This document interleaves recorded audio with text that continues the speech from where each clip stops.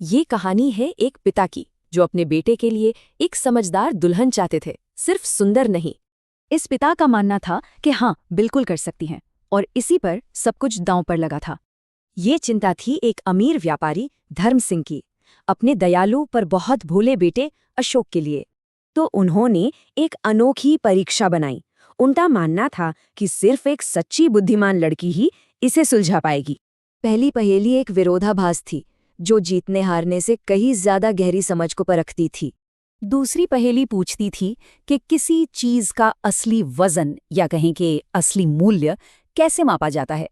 और आखिरी सवाल वो इंसानी रिश्तों के सबसे नाजुक और जरूरी हिस्से के बारे में था। एक एक करके कई लड़कियां आईं, पर सब फेल हो गईं और पिता की चिंता और भी बढ़ गई। फिर एक दिन एक अनपेक्षित मुलाकात ने अशोक के लिए सब कुछ बदल कर रख दिया। कुसुम से शादी करने के लिए अशोक इतने बेताब थे कि उन्होंने पिता से एक बड़ा झूठ बोल दिया। बेटे पर भरोसा करके धर्म सिंह बहुत खुश हुए और उन्होंने दोनों की शादी तय कर दी। लेकिन पिता की मौत के बाद कुसुम का असली चेहरा सामने आ गया। कुसुम के शौकों और मांगों ने अशोक की सारी दौलत और कारोबार सब कुछ बर्बाद कर दिया। तभी पिता के पुराने दोस्त मोहन लाल आए और उन्होंने एक छिपे हुए खजाने का राज खोला। तब पता चला कि कुसुम का अशोक से मिलना और शादी सब एक सोची समझी साजिश थी। टूटे दिल के साथ अशोक अब अपने पिता के दोस्त की बेटी रोशनी से मिला।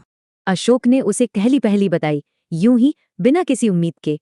पर रोशनी ने तुरंत जवाब दिया, एक ऐसा जवाब जिसमें पहेली का असली मतलब छिपा था। अशोक हैरान रह गया। उसने तुरंत दूसरी और मुश्किल पहेली पूछी। रोशनी के इस जवाब ने भी सीधा दिल पर असर किया।